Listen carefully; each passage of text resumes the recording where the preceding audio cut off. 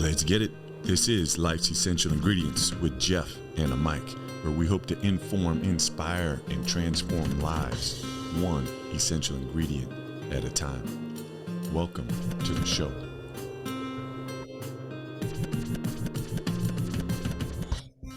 All right, I got to quit saying this, but I just love it. I have no idea why, but we're back, baby. Well, I'm back.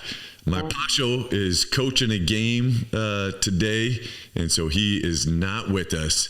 But man, do I have an MVP sitting in for him, and it is my good friend Sandra Guzman, coming from Sacramento. She has been a counselor there, and we'll get into her background, but just want to say hello, Sandra. It's so good to see you.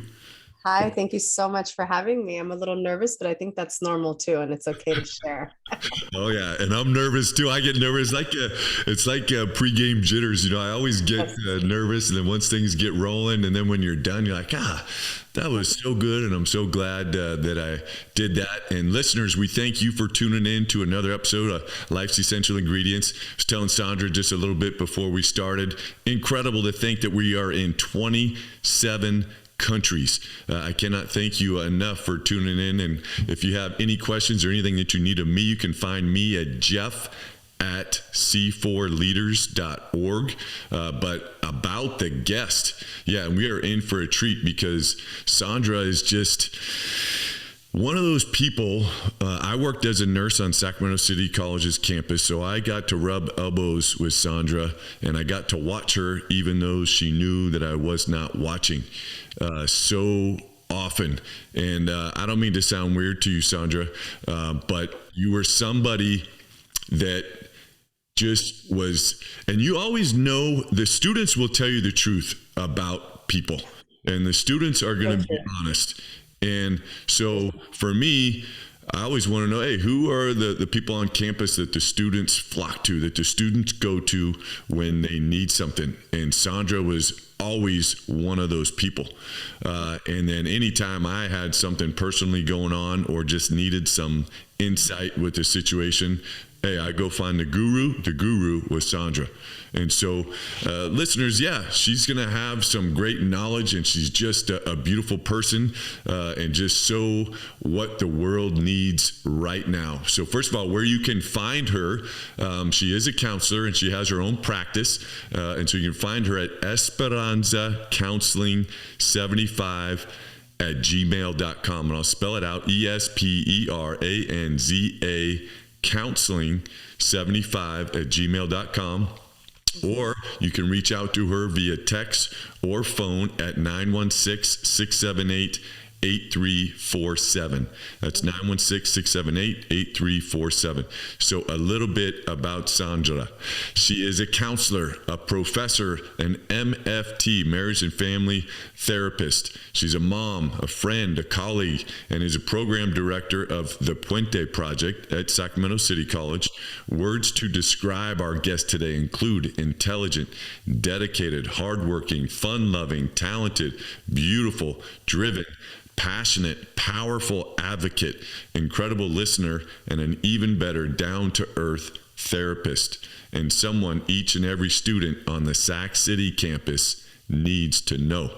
Sandra graduated from CSU Chico with her bachelor's degree in psychology and Spanish, and received her master's of arts degree in counseling and psychology with an emphasis in marriage and family therapy from the University of San Francisco, which everybody knows my Pastor and I are Dons. So we got 3 Dons going, pretty much well 2, but Pasha's always with us in spirit. So go Dons. Sandra's been guiding young people on the Sac City campus since 2009 and has her own private counseling business as well, which we already gave you the information to reach out to her. So with that said, Sandra, welcome to the show. Thank you so much. I love that introduction. I'll come back just for the introduction. It fills my soul. It is one of the favorite parts of doing this because, and I could have went on and on with you, but I wanted to get into talking. But I think it's nice for people to kind of just sit there and listen. I'm like, hey, I do make an impact, and what I do every day is making a difference. And for someone to sit back and see that in me, and then for you to recognize it in yourself. And so it's one of the favorite parts for me of the show, is to give the guest, I'll just say, a little bit of a gift. So did you have something else you were going to say? I kind of cut you off there. Oh, that's okay. Just saying thank you. I'm excited to be here. Yes, definitely go Dons. I actually have an interesting story, if I can share that at some point in time, about my master's degree, and it's really about being told no and fighting that, that discouragement, I guess, to find a yes somewhere else. And USF was the yes for me, when other doors were closed. So I have a lot of love for the University of San Francisco. I feel like they uplifted me and picked me up at a moment where I didn't know what was going to happen. So yes, a lot of love for USF. And thank you for the introduction. Yes, I'll go real quick because I don't know if I've ever even shared this, and that's awesome to hear that USF did that for you. And for me, I was playing basketball and trying to do nursing. And back when I was becoming a nurse, there weren't male nurses. And so we had one other male in the program. But at that time, it was, AIDS was really kind of coming out. And if you were a male nurse, you were looked at as a homosexual, and then associated kind of with all the AIDS stuff. And so I was, again, a student athlete. It kind of hurts me a little bit to say this about USF, but it turns into a good story. I got called in and said, hey, you're not going to be a nursing major. And I had to actually drop my major and went back to the nursing school, and I'm leaving some stuff out to kind of be nice. But told the nursing school, hey, you know what? I'm on full scholarship, and I'm getting asked to not be in this major. And they're like, hey, do you want to be in the major? And I was like, yes, I for sure want to be a nurse. And they said, all right, well, let us talk, because my micro, anatomy, physiology, all these classes were getting in the way with practice. And the team did not really want to even put my major in the program guide because it was an embarrassment. So they put pre-med, and then they told me to drop my major. And so the nursing school said, hey, well, we'll meet and let us figure some stuff out. You've already dropped your major, so be your PE major for this time. And then hopefully next semester we can pick back up. Long story short, it was back in the day when everything was on paper. All the classes that you were going to take, the big book. Yep. So they asked me, hey, when can you take all these classes before they were printed up into the book? And then we put them in there, and that was the only way I was able to get through the nursing program. So the Dons are good, and the nursing school is incredible. It's an unbelievable story that now I don't even think that there's just so much more travel and so many more challenges with student athletes being in that major. But the nursing school really took care of me. But let's get into your thought of the day. So I love this. It's, again, one of the favorite parts for me is I'm going to research you, then I'm going to find something that I think speaks, and in this quote for you, it kind of speaks to the work that you do and the influence I see that you have on young people, but I want to get your interpretation of it. And it's by Cristina Enriquez. And what I didn't understand, what I suddenly realize now, was that if I stopped moving backwards, trying to recapture the past, there might be a future waiting for me, waiting for us, a future that would reveal itself if only I turned around and looked. And that once I did, I could start to move toward it. What do you think about that? And why would I pick that? And it's the words are a little bit tricky in there, but what are your thoughts on that? Well, it's packed. There's a lot to unpack there, but I will tell you what I immediately, I guess what resonates with me. I had, and I'm shifting gears, but I'll get back to it. I promise. Yeah. I promise it will come full circle. I had, maybe about 10 years ago, or maybe a little longer, I was at a crossroads in my life, and it really had to do with employment and caring for my children. I'm a single mom. And so it had to do with being employed part-time and starting my own projects. And that, in that case, it was a private practice. And I was just afraid of a lot of that movement forward that this quote kind of talks about. There wasn't anybody in my family. I'm the oldest of 21 grandchildren. I am the firstborn in the United States. My parents are immigrants from Mexico. So I am the very first to ever attempt higher education in all of our lineage. I'm the very first to graduate, with a bachelor's degree, the first to pursue a master's degree and obtain a master's degree, the first to become a professional career woman, and so all of those firsts. And I was at a crossroads in my life. I was at Sac City, but I was part-time.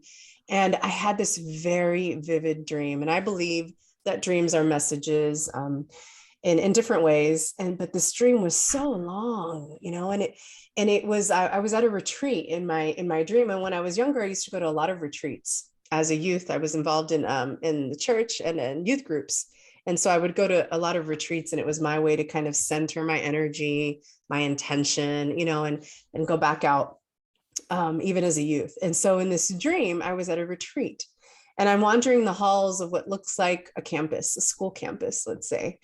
And I'm very afraid to go back to whatever it is that I have to address. And in my dream, there was just a voice, and who I believe to be God, right? Even in my dream, I thought, oh, this is the voice of God speaking to me and telling me to keep going forward, even though the hallway was dark. It was very scary, but you have to proceed forward. And he was kind of coaching me through this in the dream. And at one point I stopped. And so the future got scarier in my dream. And the future became this giant serpent. You know how dreams are, right? It's just odd sometimes. Yeah. And the future at the end of this hall became this incredible serpent. And I said in my dream, that is my biggest fear, are snakes. How this has just become harder. I said in my dream, I remember thinking, this has just become harder. My biggest fear is now there, and I can see it. And how do you expect me to keep going is what I was telling this voice and myself in the dream. And it felt so long, and I don't know how long the dream, but it felt so long, And ultimately the voice calmed me, and my own voice in the dream calmed me and said, you can't move forward without facing that which you fear. And once you do, then it's over. Then what are the possibilities that exist beyond that serpent, beyond that hallway, right? And I woke up, and I immediately wrote it down on a piece of paper, and I took some crayons because my kids were little and there were crayons all over the house, as you can imagine. And on the back of this piece of paper, I drew it, and I have very elementary art. So it was very, crayon and the serpent, and there were very beautiful colors. What reminded me, and I grew up in the church and different things speak to me, the colors reminded me of like the backdrop of the Virgen de Guadalupe, or the Virgin Mary. It was like the blue with the very light stars. And if you grew up maybe, with any of this in your life, you can probably picture some of it. And yeah, there was the very, very deep blue and very, very light stars. And there was just like this aura of like peace that also existed in the dream. And so I drew all of this, and I wrote it down as much as I could remember. I folded it up and I put it in a book. And at the time, I wouldn't know what book it was, but I took it to the office with me, and I just put it in a book, and there it lived. 7 years later, I moved offices. Excuse me. And when I moved, this picture fell out of a book. And I picked it up off the ground, and I wondered what it was. Excuse me while I cough. And I immediately recognized it by the crayon. And I reread it. And I have to tell you that now, 7 years later, I was at a point in my life where I had done precisely that. Faced all of those fears, started a private practice on my own, pursued full-time employment as a community college faculty member, got involved, and my life had changed for the better. Like my goals, my dreams were now embedded in my everyday life. And when I pulled out, and there are more now, right? Yeah, I've grown and I have more hopes and dreams, but I pulled it out and I got emotional. And I thought, at one point in my life, 7 years ago, I feared all of this, all of the possibilities. And it was my own life experiences and self-doubt and all of that that really held me back, right? So when I saw it, I called a student, and I work, as Jeff said, at Sac City with the Puente project. And there are a lot of amazing students I've met and learned a lot from along the way. And some of them are artists. And so I called the student in. It was his final semester at Sac City. And Jeff knows I have a close relationship with my students. And he comes in and I close the door. And as a counselor, when you come in, if any students are listening and the counselor closes the door, a lot of you go, oh, goodness. Uh-oh, what have I done, and what is this serious conversation? Yeah. So his first response was that I closed the door, and he says, oh, what did I do? He says to me. And I giggled and I said, oh no, I said, I need a favor. And I just saw his demeanor change, and he said to me, oh, you scared me. He said, you go into your counselor's room, office, and they close the door, you immediately think, did I fail a class? Did I not do something? What happened, right? And I said, no, mijo, I had a dream a long time ago, and it really represented my fears and a lot of my just history and things, right, pulling me back and attempting to convince me that I'm either not worthy or not capable or too afraid to pursue that which I would then pursue. And I said to him, I had this dream 7 years ago, and I wrote it down to capture it. And today, almost to the date, because I'd written the date on the top right corner, almost to the date, it was really eerie. So today, this fell out of a book, and I'm very aware of where I am today. And I would love it to be captured in art. And so I gift him this paper, and I apologize for the drawing because I'm giving, an elementary drawing to an artist. And I said, this is what I could capture, and I told him the elements of like the blue and the stars and the giant serpent, and the colors and the voice. And I explained to him this dream. And he says to me, okay, he said, I'm very honored. And I said, it's kind of private. So I just kind of want it to be between you and I first, and then, kind of we'll go from there, and I'll pay you, to do this work. And so he left my office, Jeff, and that weekend he would go on to paint this beautiful big canvas that I have in my office at Sac City. And it's a big, canvas. And on one side, he took a photo of me with his phone. It's me depicted like a profile. He made my hair all feathers, some indigenous characteristics that were in my dream. He painted that cosmo kind of blue sky that you see with all these beautiful colors. And the serpent that he painted emerges from me to the other side of the canvas. And it is the serpent that turns and faces me on the other side of the canvas. And just as an ode to love, because he knows I love purple and roses, he added a small purple rose to the serpent. And it's a beautiful, beautiful painting. To this day, it sits above my office, above my desk every day. And I'm reminded that I too, at one point, wasn't convinced that, this was the next path for me, or that I could do this, moving forward.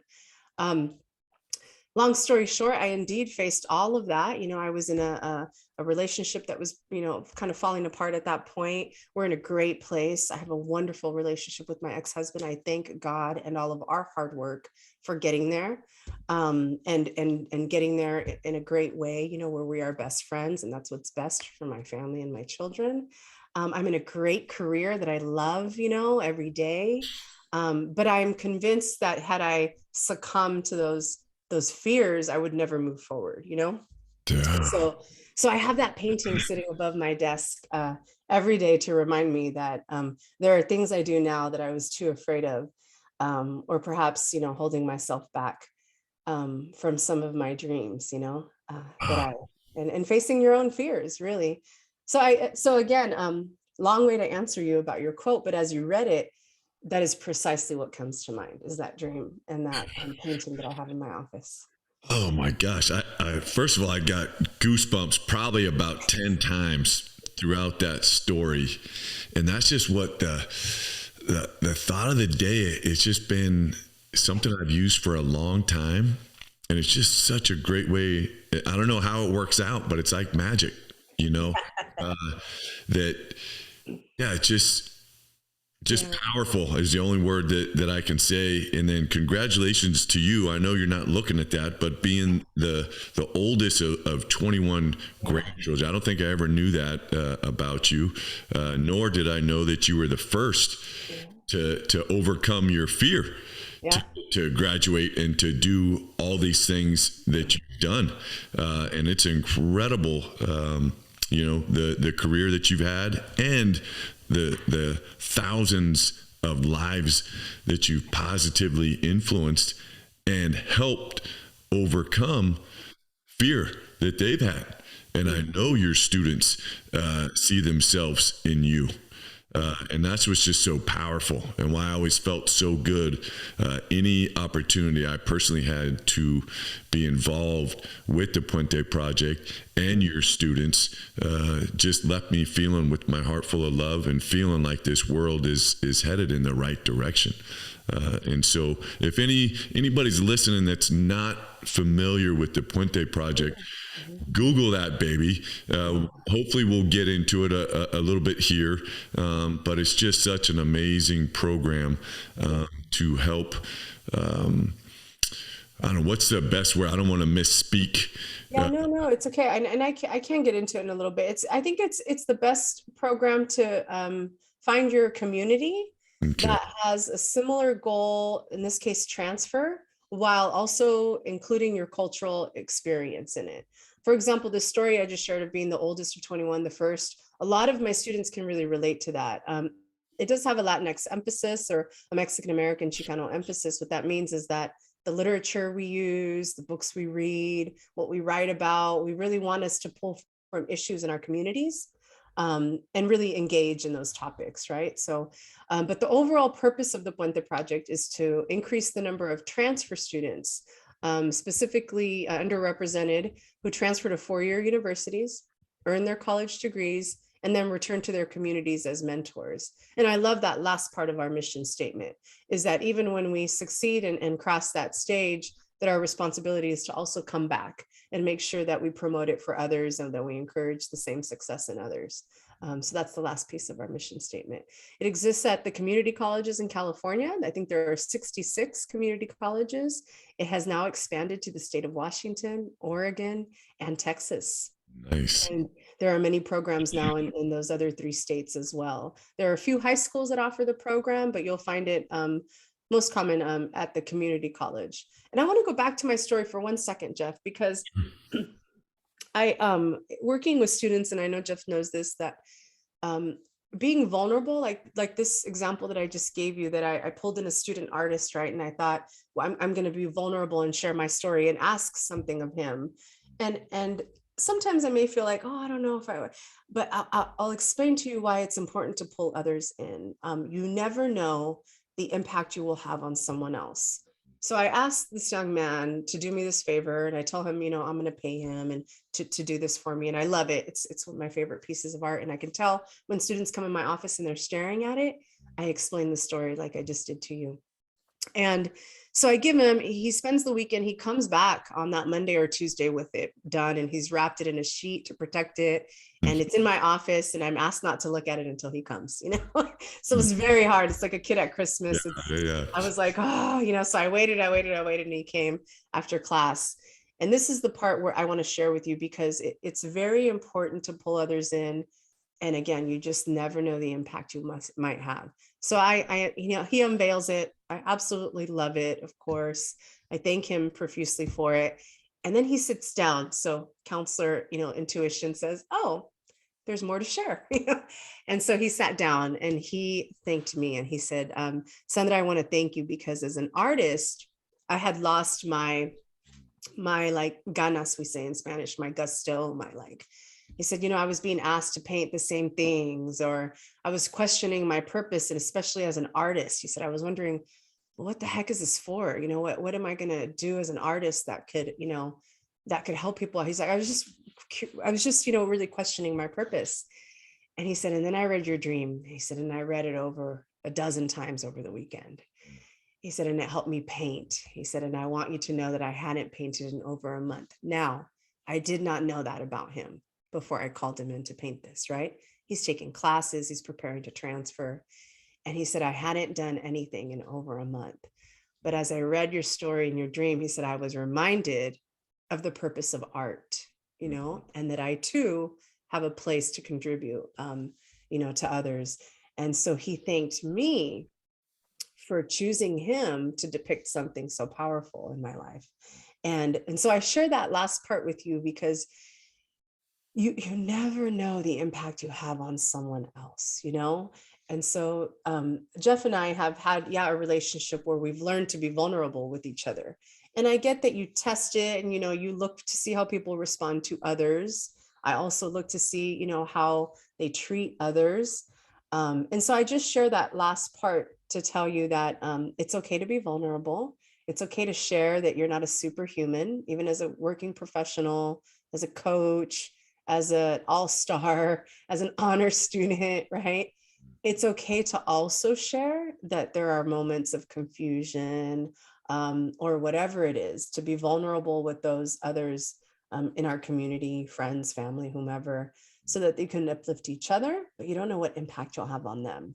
And so to this day, I have a relationship with that student. His name is Henry.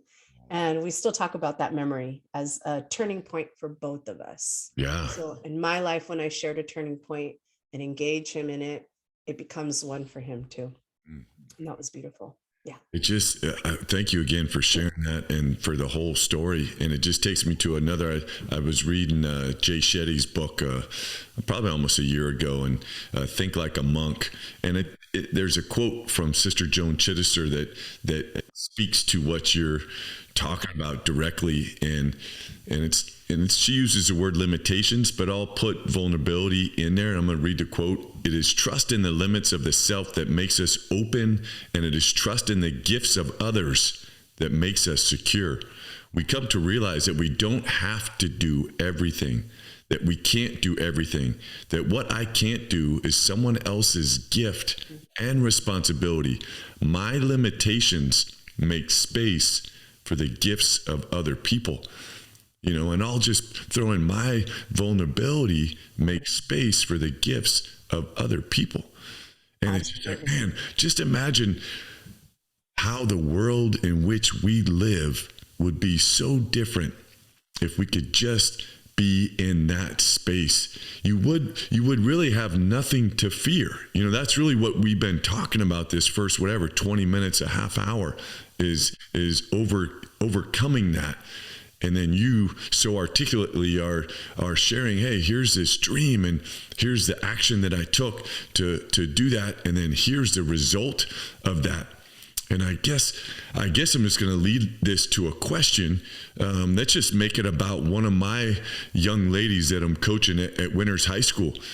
So say a parent reaches out to you and knows that you're the best counselor, MFT, that there is in the nation, and says, hey, my freshman daughter is really struggling, and she's just in this space where she is really having a hard time. She's just fearful of everything, and COVID. There's been so many, we can be on here for a half hour of all the influences that have been so challenging for young people.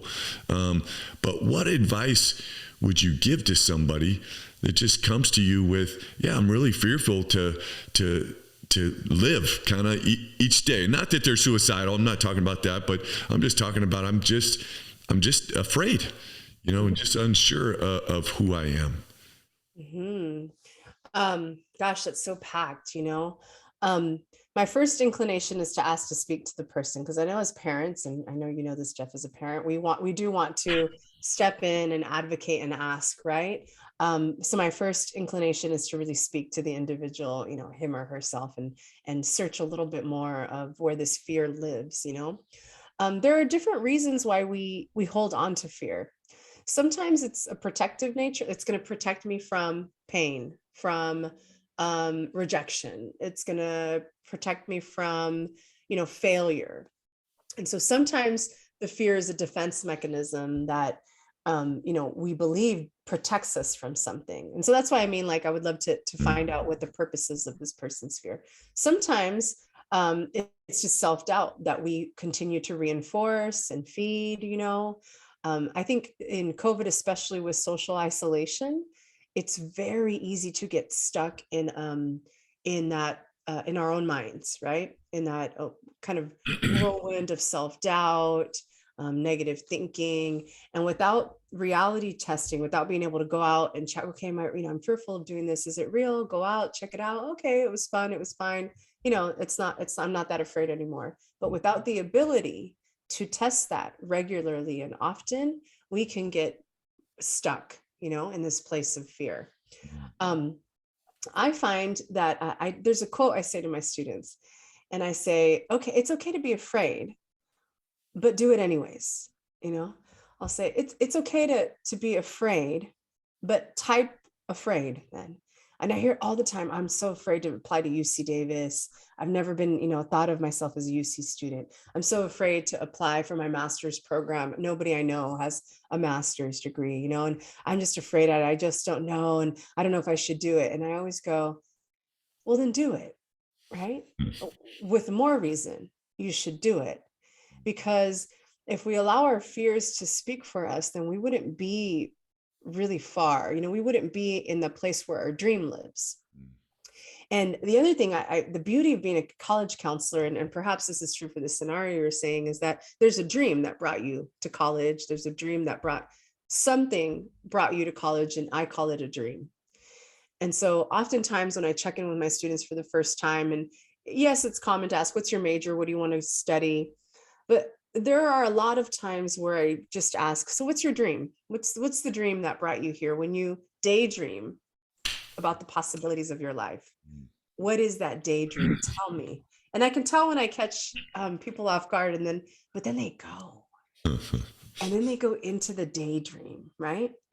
And I love it. And it's the same for this individual. I would ask, what's your dream? If all your fears, if we could just what is the dream? We all dream, right?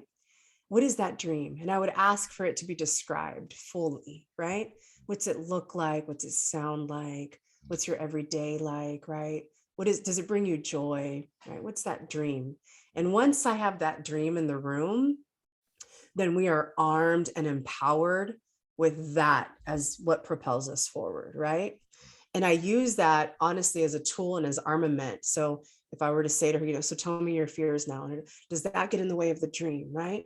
How do we eliminate that barrier then and keep moving forward towards the dream, So I like to tap into the dream almost always, Jeff, because if we perseverate, I think that's the right word, on the fear, right? If we just stay there, then we're just actively feeding it, right? And giving it space and time in our life. And we have to counter it with joy and hope and the dream that what's the dream life, right? What's that dream for you? And then I would take that as a counselor and I would utilize it as that which motivates us to do the work, because there's work to be done, right? To get us closer to that dream. And that's what I say, is that let's use the dream, because that's what gives us hope and joy. Let's use that to work every day to make sure that my action of today is moving me in that direction. And I will have days where I can't do as much. And I'm thinking now of the 4 agreements and Don Miguel Ruiz, and it's a very simple, easy book. Yeah. And I promise you, if you pick it up, you could read it in a day. I promise you. I read it on a bus ride from Sacramento to Los Angeles, and I was done with the book before we arrived. But he has 4 agreements in life, and one of them is to always do your best. And he asks us to eliminate the word try, to always do our best. And on any given day, our best is different, because I'm sick, because I haven't slept well, because I have a lot going on, but I'm going to do my best in this moment right here, right now. My best is going to be what I give forward, And so I'm reminded of that as I share this dream that I would tap into, and I would say, okay, today we're going to do the best we can. And if today is a tough day because fear is consuming me, then let's focus on that which we can do today, as little as it may be, that we can focus on and put our energy into that. That's, I guess, the part where I would start. Yeah. Yeah, I love that. And I love to do your best. That's where, so I'm coming back. I never thought I was going to coach girls high school basketball again, and that's, I've enjoyed my time doing it. So don't take it the wrong way. But yeah, I just thought I was done. And then kind of COVID came, and then my health stuff kind of came. And then I said, where am I needed? And so I'm at Winters High School, and I live in Vacaville, and so it's right up to 505 and small community, 6,000 people that live there. And the high school's got 400 and something kids, and their girls team has been struggling a little bit. So I'm right where I need to be, and I've just been really trying to help them on exactly what you just said. Let's just figure out what our best is. Yes. And yeah, just sometimes that's going to be, 80% effort, but that's your 100% for that day. Cause that's just, hey, I like you said, I didn't sleep well. I had a fight with my mom or dad or boyfriend, girlfriend, whatever it is. And I'm just not in a good space, but you know what? I'm here and I'm going to show up and I'm going to do the work. And I'm getting goosebumps again. We've had 18 practices so far. Oh, yeah. We are 100% at doing our best every day. And today was a struggle. The girls came in and they were tired and they looked tired. But we always end everybody, how we do? Did we get better today? Did we get a dub today, which is what we can control? Not the outcome, but the effort. Can we put in the work in every day to take action towards becoming better? And I am so proud of these young ladies for everything that they've been doing. And then the last thing has nothing to do with what we're talking about, but everything. They just love each other. Oh, yes. And oh man, my heart just feels so good of seeing them, and I think I've been writing down all kind of notes, but and I circled it and highlighted it and did all the no ability to kind of test, and you were speaking of, hey, well, let's go out and try. You're having this self-doubt, but with COVID, they haven't had any ability to kind of, where do I go to test that? And so I think young people are in that space, especially, I got 4 freshman girls. And so they really haven't been in the mix. One, they're jumping from really 7th grade to high school because they were basically homeschooled on this Zoom stuff. And then athletically, it's a huge jump. And so they haven't had any ability to test themselves and to figure out, how do I become friends? And it's just, my heart just feels so good. And I look so forward to going to practice and then creating this sanctuary space for them just to come in and be loved and not judged and to compete. That's the thing that I'm trying to find this balance, because I can honestly care less if we win or lose, but I want us to go out there and put in the work. And then let's just see what happens, and so that's something too that's just been really fun for me. But let's change it up.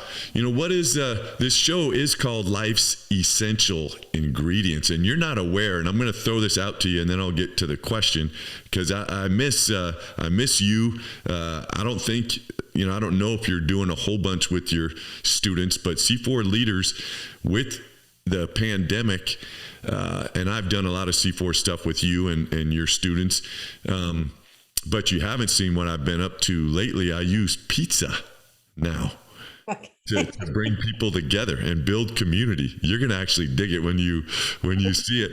So I'm going to throw that out there to you, is I would love, when the timing is right for you, to come up and do a session with your students on what we've been doing. And it's been so cool of just using pizza. I got an old Toyota delivery truck and chopped the back off on it and had a pizza oven built on the back of it. And then we make pizza. And then we come to the table, and we sit at the table and we celebrate the table. And so much, and I know your background of being a Catholic, mine as well, and so much happens at the table. Let's just say that. And oh man, I would love to do that. But let's get back to you. What is an essential ingredient in your life right now? Just kind of personally, it could be anything. But what's something that, man, this is something that I really need in my life, keeps me grounded. And if I could share this to potentially, help one of the listeners that is perhaps, missing an ingredient and they're looking for something to add, what would be something that would be really helpful and one of the best things that you do for yourself? Mm-hmm.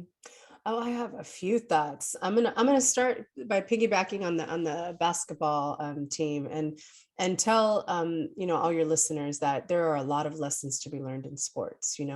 A lot of lessons to be learned in sports. I grew up playing sports also, and Jeff knows that I still do. And so I play soccer, 3 nights a week, and I find it to be, I call it my therapy. When I go to soccer, sometimes I'll say I'm at my next group therapy session, I call it. So I go to my soccer games and I'll say, oh, today was a tough group therapy session, because I got banged up or something. And so these things that you're learning as youth or young adults or teens, these are lifelong skills. So that's the one thing I'll say is that you're learning things that you're doing because you love them, maybe because you're really good at it, maybe because somebody said you got to do it, but you're doing it. And along the way, you're acquiring tools in your toolbox, and exercise. And I know Jeff, agrees with me, is one of those. That is a lifelong skill to have for your mental health, for your sanity, for your ability to like decompress. I promise you, if you're a teenager out there and you're thinking, oh, you go to practice, I promise you, when you are my age, 40 something, 46. You looking good. You looking good. Thank you. You will still have this in your toolbox as a way to cope with life, as a way to decompress, as a way to stay healthy. Don't get me wrong, I still have chocolate cake in the morning for breakfast sometimes, but it's a lifelong skill, and I can't imagine not being physically active in some way or another. And I like introducing new things. I've started bike riding because I live by a bike trail now. So I like switching it up, but I have that to offer you. And there are tons of things about being on a team that's beautiful, but for your own mental health, please understand that this is a forever thing that will help you. I promise you.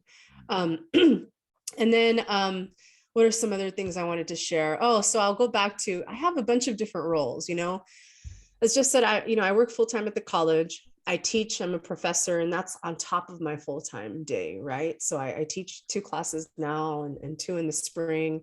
I have a private practice that I manage. And so Tuesdays becomes my private practice day.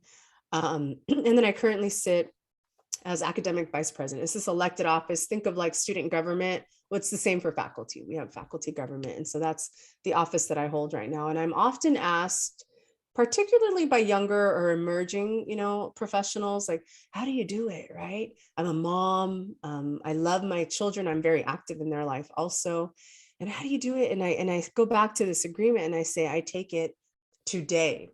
Every day I focus on what I'm going to make out of the day, and sometimes it goes wrong because, I'm human and things happen and things hurt me too.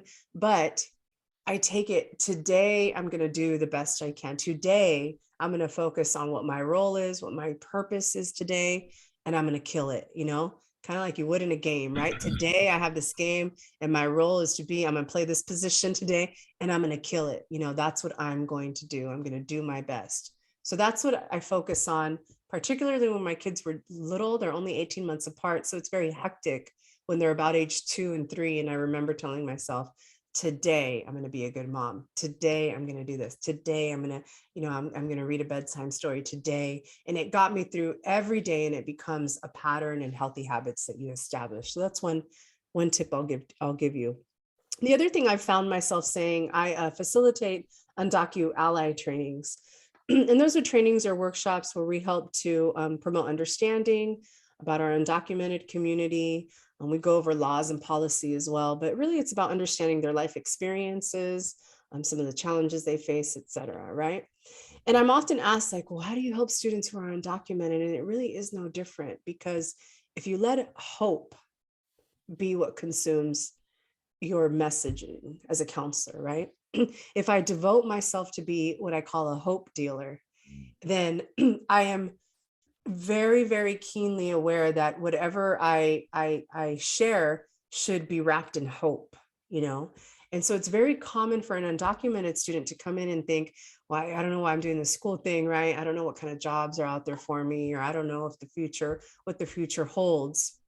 And that's where I get this message of hope. And I say, while it is true that right now, perhaps the pathway doesn't exist for you, maybe, my hope is that that will change in time. My devotion to you is that I will vote for that change, and I will be vocal, and I will be an advocate for change.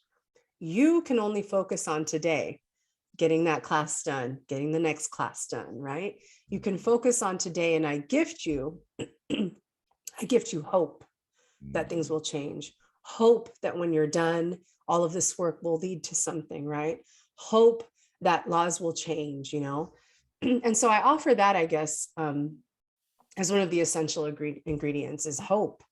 When you find yourself to self or others, kind of, you know, being what I call a spirit crusher on a dream. And sometimes it happens, you know, without knowing. But when you find yourself ever crushing a dream or going, oh yeah, you know, remember that it is far more powerful to deliver hope and to say, although that might be true, let's hope for this, and I'll devote myself to change. But my hope is that things will, you know, be better for you. And so I guess that's an essential ingredient to answer your question is take it day by day, understanding those things that are healthy to do, like exercise and a bunch of other things. And be sure to be a hope dealer for yourself and for others. I love it. I love it. And I got to give a shout out. I love how you're the hope dealer, but one of my friends on the leadership circuit with Odyssey is this guy. You got to check him out. Jeremy Bates. Got to give you a shout out, JB. And he goes by the hope dealer. And he's got that website, hopedealer.com. He uses music to do what he does. He's incredible. But I love that message of hope, and I see that's your Esperanza counseling. Oh, so that's a story too. So Esperanza means hope in Spanish. Yep. And so here's the full circle. We started with an introduction, right? And Esperanza, I am the oldest of 21 grandchildren, as I've told you, and the firstborn in the United States. Esperanza is the name of the town where my nana and my family live in Mexico. And Esperanza is this very tiny town in Sonora, Mexico. And the name has always been really important and meaningful to me. And when I faced my fears and that serpent and decided I'm going to start a private practice and I'm going to go and figure it out and do it, I remember standing at City Hall to get a business license, and they asked, "What is your name?" And all these life experiences flooded my memory, you know, and the only word that came to mind was hope. And immediately the word Esperanza. And so without having ever planned it, I blurted out Esperanza Counseling. And that is precisely what that means. It is both hope, but it is also my roots and the name of the town where my family is from in Mexico. I love it. I love it. So, you know, my wife is Mexican and she was born here, but her aunt, her tia, had a restaurant in Davis called La Esperanza. And so I'm going to bring this to you. I imagine you can get down in the kitchen. I don't know. I've never eaten your stuff. You never brought me anything to eat, but I know you have two kids, beautiful, a boy and a girl. So they come to you, Mom, I need your blank tonight. You know, what is that meal that your kids just love that is like, or you got the potluck and everybody's, hey, Sandra, we need to eat this. What is that for you? Oh no. So here's where one of my areas of growth needs to happen. I don't have a dish, but I'll tell you, mole is my favorite dish, by the way, and I'll occasionally be gifted homemade mole from Mexico. And that's actually probably the best. It's, you make some chicken, put some homemade mole sauce and rice. That's probably it. But I'll tell you what, I'm a baker. I'm a baker. And that also is a lifelong story. When I was young, you know some about me, but I also went to parochial school, as Jeff knows, elementary. And then I went to private school, Catholic high school, and I'm often asked, well, how did your parents pay for that? Right. Because we were low income, I mean, to the point where we were getting in line for government cheese when I was like in fourth grade. And I remember making quesadillas and all of that out of that, because that's what we could have in the house. But my mom started baking and she started baking quinceañera cakes and wedding cakes. Mm-hmm. And if you've ever purchased a wedding cake, you know that they cost $800 or so, right? And so my mom got really, really good at it. And she started buying things, and before I was even in high school, I think I was 12 when my mom started making quinceañera cakes and wedding cakes, mostly for people at church and the community, right? And I'm the oldest, so I became her helper. And so I had to stay up, and these are late night things because cakes, you don't make them days in advance. So you stay up kind of all night till 2-3 o'clock in the morning, set it up, you go to the event, you set it up, you refrost some stuff, and then that's it, right? So my mom would make, 2 wedding cakes or quinceañera cakes a month, and that covered tuition. And that's how we paid for private school. We were still on financial aid, but what we did have to pay, we paid for with my mom's side hustle. That's what I call a side hustle. And we have a lot of lessons our parents have taught us, and we need to, really interpret them to what they mean as adults. But my parents taught me that a side hustle is valuable. Jeff has side hustles, and they're valuable either for personal joy or financial gain and advancement, right? And in my case, it was valuable because it not only advanced us, it allowed us to get a quality education that my parents really cherished, that helped to advance us. But these cakes were a big deal, and I was my mom's helper, Jeff. So when you say, what are you asked? I am the tia that is asked to make the birthday cakes, special cakes. And so I don't like making cakes anymore because I grew up being that. It's just not something, it takes so much time and creativity. But now it's only my nieces and nephew and my children who will say, and they're older now, so they don't ask for it. But every year, can I have a Batman cake? Can I have a Captain America cake? Can I have this? I've made a Rapunzel cake with like towers. I made a Captain America cake for my son that he absolutely loved. I made a karate cake. It goes on and on. I made a rainbow cake. I used Skittles to put rainbows all over.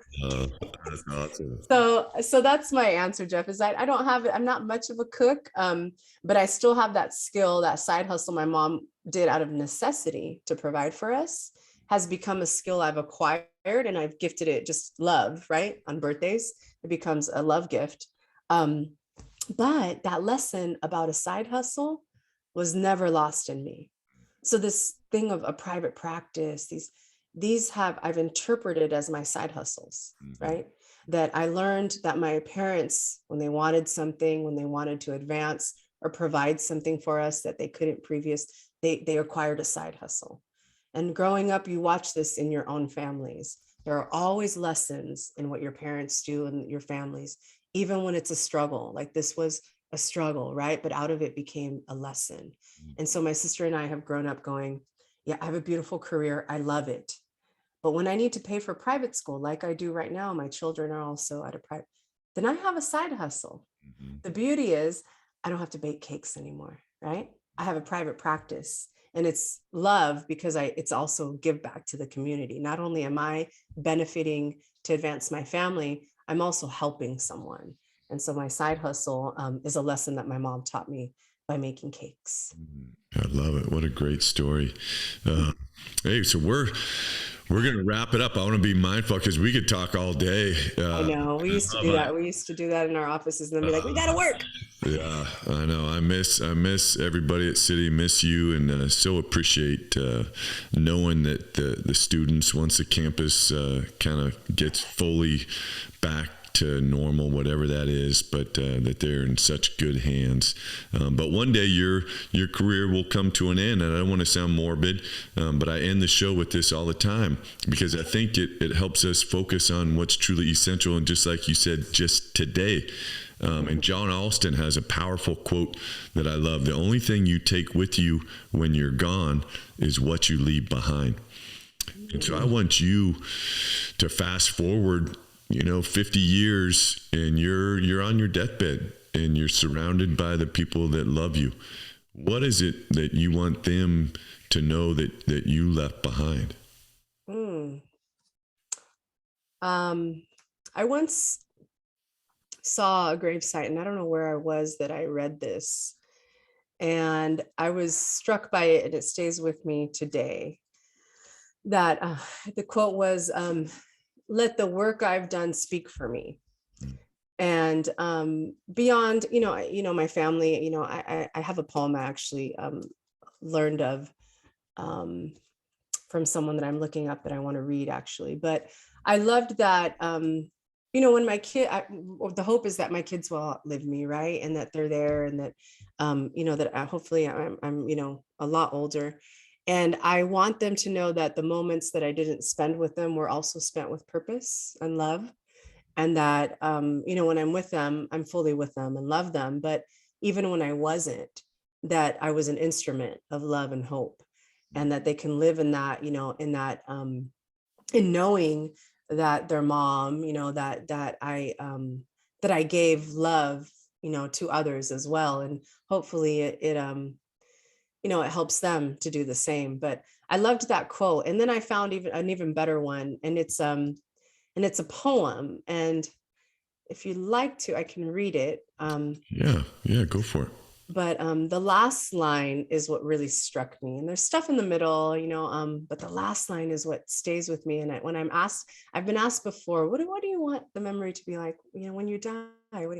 And this poem I read maybe 3 years ago, and every time I think of it. So it is Merritt Malloy. I don't know if you know this poem, Jeff, but when I die, give what's left of me away to children and old men that wait to die. And if you need to cry, cry for your brother walking the street beside you. And when you need me, put your arms around anyone and give them what you need to give me. I want to leave you something better than words or sounds. Look for me in the people I've known or loved. And if you cannot give me away, at least let me live in your eyes and not your mind. You can love me best by letting hands touch hands, by letting go of children that need to be free. Love doesn't die, people do. So when all that's left of me is love, give me away. Man, you're going to tear me up. Tear me up. Isn't that beautiful? Yeah. That's what I think of, Jeff. That poem really, that's what I think of when all that's left is love. Make it purposeful and give it away to the person beside you. Isn't that the truth? Yeah, send me that if you can. But yes. I love giving like shirts out and stuff, and so yes, I know. I'm trying to. And I already figured it out, but my team doesn't know it. But I got a special shirt coming for them. I was like, what's this for me? Why did I really come back and coach this season at Winters High School? They haven't won a game in 3 years.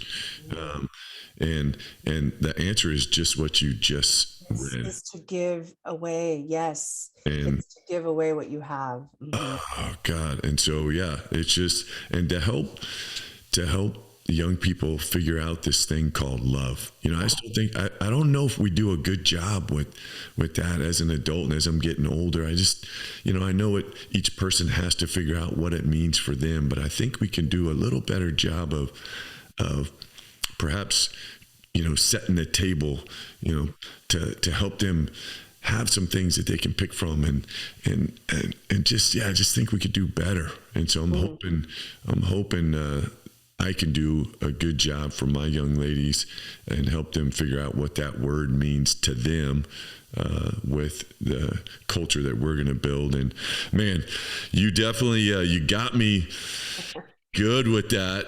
And what an honor for me to get to spend, time with you. I miss you. I love you. I appreciate you. I know our listeners, we really got a lot of good insight from this. Mike and I appreciate everybody tuning in to another episode. We've been with the amazing Sandra Guzman. Again, you can find her if you're local, Esperanza Counseling 75 at gmail.com. That's her email. But she does have her private practice. And if you are interested in speaking to her, her phone number 916-678-8347. And yeah, I think if you were listening to this episode and you're someone that's needing a professional to talk to, she just, set the table with, man, I am someone that is down to earth and is going to help you focus on hope, love, and joy and your dreams. And let's figure out everything else that might be getting in the way with that. Is there any last thing that you want to say or we're out of here?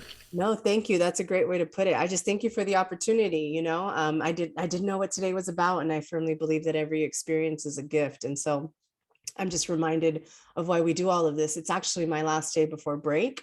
And so I'm aware that this is a week of gratitude. And so I'm grateful for the blessings and experiences that I've been able to have in my life and be able to gift them to others. So thank you, Jeff, so much for this opportunity. Thank you. And listeners, you know how we do it. Boom, baby. That just happened. We're out. We'll see you next week.